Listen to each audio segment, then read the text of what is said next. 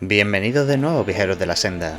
Soy Witcher Vidar y en el vídeo de hoy os traigo todo lo que hay que saber sobre Dettlaff, el vampiro supremo que pudimos conocer en la expansión de The Witcher 3 Blood and Wine, y a su vez coprotagonista de la portada de dicha expansión. Debo advertiros que si hasta ahora ha habido spoilers sobre The Blood and Wine y las novelas, lo que veréis aquí serán titánicos en comparación, de modo que estáis avisados. Dicho esto, vamos allá con el vídeo. Recientemente conocimos a los vampiros supremos, quienes se jactaban de su superioridad ante el resto de razas inteligentes del continente, segando sus vidas en sádicas fiestas y cacerías. Pero incluso entre los vampiros supremos hay quienes se alejan de lo común. Algunos, como Emi el Regis, adoptaron una vida más discernida, absteniéndose del consumo de sangre y mostrando mayor interés por los humanos. Y otros, como el vampiro supremo que nos ocupa hoy, veía a los humanos como seres despreciables, repletos de hipocresía y maldad, al menos en un inicio. Este es el caso de Dettlaff van der Eredein, un vampiro que, al contrario que la mayoría de sus congéneres, no encontraba placer alguno en los sádicos y macabros entretenimientos a costa de los humanos.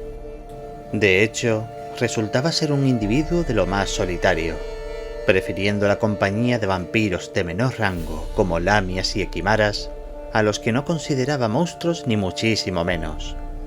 Algo particularmente extraño, dada la actitud elitista de estos vampiros de altísimo rango.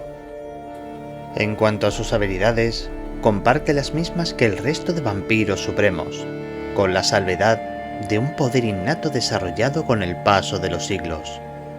Y este es la capacidad de influir mentalmente en vampiros menores, algo que podría constituirse como una especie de control mental, un poder extraordinario que lo convierte en una aterradora amenaza.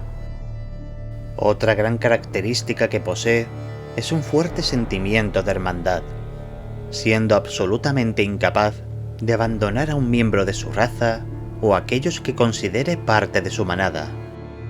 Esto nos lleva a una de sus mayores virtudes y defectos. Dettlaff se muestra la mayor parte del tiempo sereno y tranquilo, imperando el pensamiento lógico por encima de todo. Pero esto cambia completamente cuando aparecen sus emociones.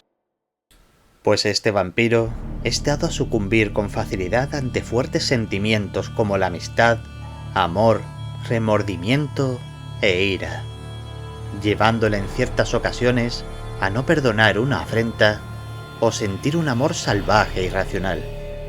A esto debemos sumarle su incapacidad para comprender el mundo humano y sus reglas sociales. Males tan asumibles para nosotros como la envidia, la mentira y la hipocresía le son sumamente extraños, lo cual le ha llevado una vida alejada de la mayoría de las personas, por lo general. Pero incluso Dettlaff ha llegado a hacer distinciones.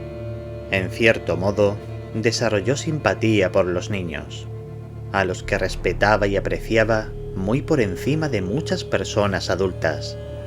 Es muy posible que esto se deba a la pureza que suele imperar en los niños, quienes aún no han desarrollado esas viles actitudes que el vampiro tanto odiaba.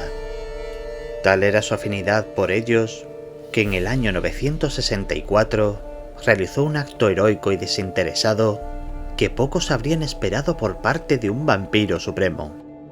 Por aquella época, un demonibestia conocido como la Bestia de Liria había perpetrado varios asesinatos en las inmediaciones de Liria, Rivia y Spala. La particularidad de esta criatura era su predilección por mujeres y niños, de los cuales se habían encontrado al menos 200 cadáveres desmembrados y mutilados. Si le preguntásemos a cualquier ciudadano de Liria qué ocurrió con el demonibestia, aseguraría que éste encontró la muerte a manos de un cazador furtivo, el cual solo estaba armado con una simple daga bendecida por el profeta Lebioda. Pero como se ha demostrado a lo largo de la historia, el velo entre la realidad y el mito es increíblemente opaco. La verdadera historia es que una de las víctimas de la bestia fue un niño que en el pasado le dio una manzana al vampiro sin esperar nada a cambio. Dettlaff, al enterarse de la trágica muerte del muchacho, entró en cólera, y sirviéndose de su amplio poder como vampiro supremo, acabó con la criatura con aterradora facilidad. Tras ello, encontró un cazador furtivo que dormía cerca de un cepo. El vampiro depositó allí el cadáver del demonibestia y colocó una daga en la mano del cazador, naciendo de este modo la leyenda. Todo este evento demuestra que Dettlaff posee un corazón noble, pero a su vez una clara y peligrosa debilidad a las emociones. Esto era algo que resaltó en más de una ocasión uno de sus más allegados amigos, el previamente mencionado Emil Regis. Ambos vampiros se conocieron en su juventud hace siglos, pero su vínculo no era tan fuerte y profundo como acabaría siendo en el futuro. Para hablar de ello, debemos remontarnos a los eventos posteriores al asalto del castillo Estiga en 1268, en el que el vampiro supremo Regis fue calcinado por el hechicero Vilgefortz de Rohevin. Un tiempo después, la logia de las hechiceras decidió arrasar el castillo, pero para su sorpresa, encontraron la pulpa sanguinolenta y burbujeante en la que Regis se había convertido, de modo que haciendo uso de magia muy poderosa, decidieron resucitarlo para posteriormente interrogarlo. Todo con el objetivo de descubrir qué ocurrió exactamente en aquel ruinoso castillo. Por suerte, este pudo escapar gracias a la ayuda de Dettlaff, quien lejos de dejarlo en la estacada una vez lo liberó, trató de ayudar al recién recompuesto vampiro. Para ello, se dedicó a traerle presas humanas cada noche para que se alimentase de su sangre, con intención de acelerar el proceso de regeneración. Sin embargo, Dettlaff no contaba con la negativa de Regis a consumir sangre. Aun con esas, nunca lo abandonó, acompañándolo durante un largo viaje hasta su antigua cabaña, donde podría regenerarse mediante un ritual vampírico. Ambos vampiros viajaron junto a otros humanos haciéndose pasar por dos viajeros, a la par que huían de un brujo de la escuela de la Mantícora que les pisaba los talones. Fue en este viaje que Dettlaff fue conociendo mejor a Regis y concretamente su visión sobre los humanos, algo que les resultaba curioso e inquietante. Una vez llegaron a su destino, realizaron el ritual, en el cual Dettlaff ofreció su sangre a Regis para poder recuperarse rápidamente.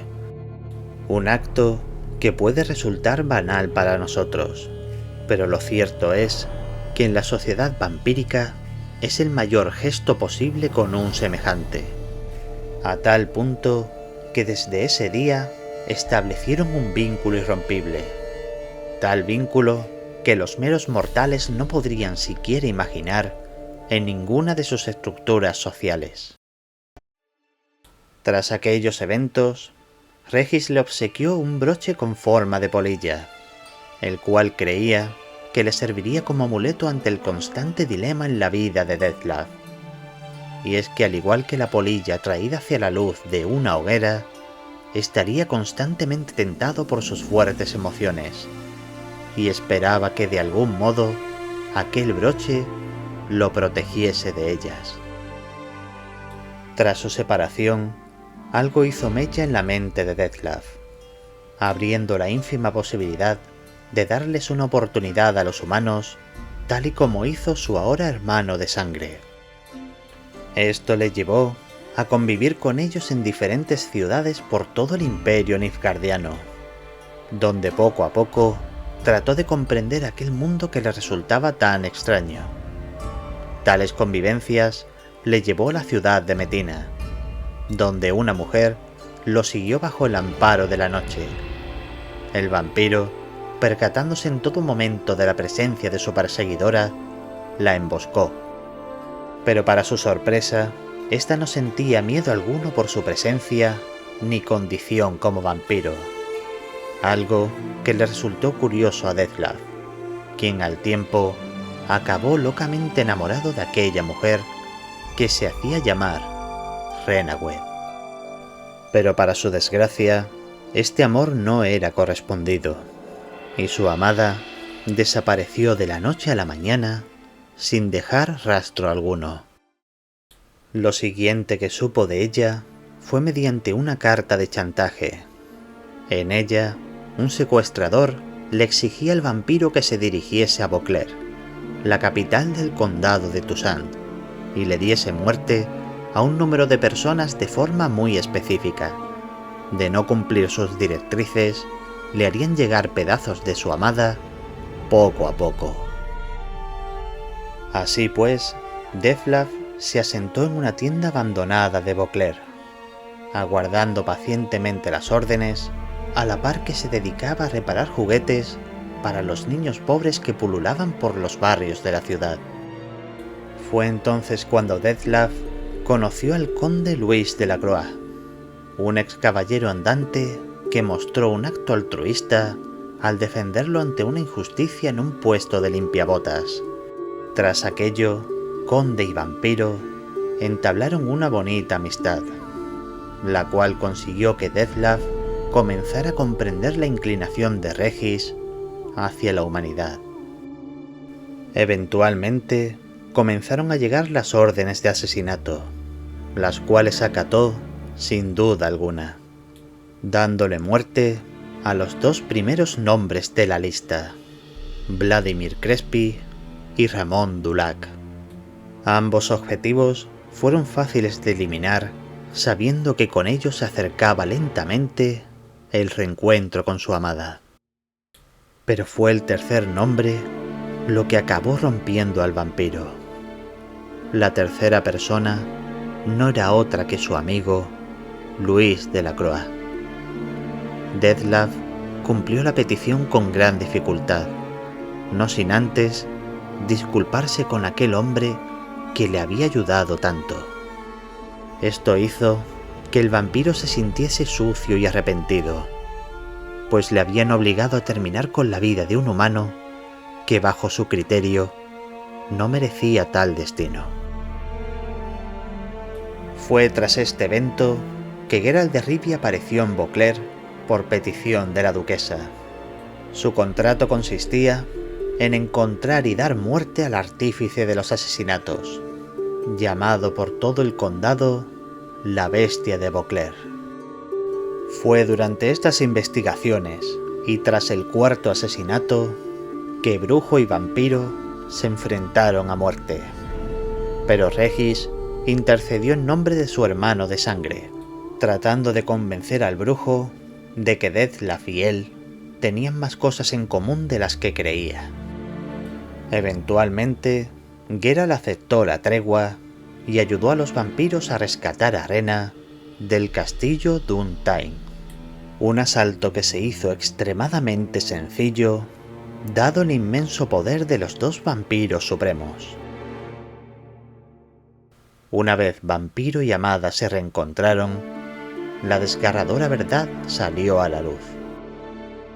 Durante todo este tiempo, Rena había fingido no solo su secuestro, sino también su identidad, siendo en realidad la princesa exiliada del ducado de Toussaint, Silvia Anna, hermana de la duquesa Ana Henrietta y una de las tantas princesas tocadas por la maldición del Sol Negro. Esta se sirvió del amor incondicional del vampiro para llevar a cabo una elaborada venganza con todos aquellos implicados en su destierro. Fue en ese preciso momento cuando todo lo que había conseguido el viaje junto a Regis, la amistad de Luis de la Croix o el amor por Rena, se derrumbó en la mente de Dettlaff, quien ya no sentía que los humanos necesitasen comprensión o perdón, y muchísimo menos aquella mujer que lo había usado tan flagrantemente. Pese a ello, controló su ira y le propuso a la impostora encontrarse en la fortaleza Tesham Mutna, en la que hablarían sobre el asunto. Si no lo hacía, arrasaría Beauclair. Un tiempo después, al no haber cumplido su exigencia, Dettlaff dio inicio al asalto que sería conocido como la Noche de los Colmillos Largos, la cual se tradujo en un ataque a la ciudad de Beauclair, liderando todo un ejército de vampiros menores. Fue durante esta misma noche en la que Geralt de Rivia decidiría el destino de la ciudad, bien dándole muerte al vampiro o entregando a la mujer que una vez amó. En este punto, el jugador puede decidir dos posibles vías en cuanto al destino de Dettlaff, resultando en su muerte o en su huida. Si mata a Rena y decidimos perdonarle la vida, prometerá abandonar Beauclair y no volver a cruzarse con el brujo. Este me parece, a título personal, el destino menos doloroso para el vampiro, pero creo que es necesario hablar del otro final. Si el jugador decide enfrentarlo, lo hará junto a Regis, quien podrá herir levemente a su hermano de sangre y pasando el testigo al brujo, dejándonos de esta manera conocer la poderosa forma de murciélago de Dettlaff. Esta forma supone una auténtica pesadilla para cualquier brujo, siendo a su vez uno de los mayores retos a los que se ha podido enfrentar el lobo blanco. Y es que pese a no poseer ojos en esta forma, Dettlaff es perfectamente capaz de usar su ecolocalización para acabar con sus enemigos a la par que sobrevuela la zona mediante sus poderosas alas. Y todo esto sin mencionar su ampliada fuerza, afiladas garras y poder controlar a voluntad bandadas enteras de murciélagos. Lo más notorio de esta forma es que dista mucho de la forma que adopta Regis según las ilustraciones de Gwen, lo cual puede darnos una pista de que esta forma de murciélago difiere entre cada vampiro supremo. Y además, para cuando el brujo Sorensen de la Escuela de la Mantícora se enfrentó a Dettlaff, pudo descubrir a qué clan vampírico pertenecía a raíz de ver su transformación, de modo que es posible que ésta posea rasgos característicos según el clan vampírico. Pero algo muy esclarecedor de este combate no es el evidente poder del vampiro supremo, ni siquiera el cómo se desarrolla el combate, sino el cómo termina. Si recordamos, tras acabar la tercera fase del combate, interrumpiendo una suerte de ilusión en la que luchamos contra figuras sanguinolentas del vampiro supremo, tendremos a un moribundo Dettlaff sin alas, ensangrentado y que apenas puede tenerse en pie, de movimientos lentos y ataques torpes. Justo aquí nos están dejando ver el punto en el que está Dettlaff, quien a pesar de estar claramente en desventaja, continúa luchando hasta el final. No está dispuesto a parar, no quiere perdonar a nadie. Su ira tenaza tan fuerte su corazón que no cesará hasta acabar con todo. Creo que esto es algo que Regis sabía a la perfección, quien trató bajo todos los medios de salvar a su amigo, de hacerle entrar en razón, pero era imposible. Los daños emocionales de las traiciones en el corazón de Dettlaff borraron cualquier rastro del vampiro sereno y tranquilo que conoció. Esto le da un mayor significado al acto de Regis, quien sabiendo que él era el único en ese momento capaz de matarlo definitivamente, se vio obligado no solo a convertirse en un anatema para el resto de los vampiros, sino también a matar a su hermano de sangre, quien le ayudó a escapar de la logia y nunca lo dejó atrás cuando más lo necesitaba. Es justo en ese momento final, en el que Regis está observando a Dettlaff, en el que se da cuenta de que los roles se han invertido. Ahora era su hermano de sangre el que necesitaba ayuda, y ahora era él el que podía prestarla. Pero ya nada se podía hacer, pues por desgracia, la polilla cedió ante la luz. Esto ha sido todo sobre Dettlaff. Espero que os haya gustado. Recordad que estamos a un solo vídeo de terminar esta serie sobre los vampiros del universo de Witcher. Yo por mi parte me despido, no sin antes desearos suerte en la senda.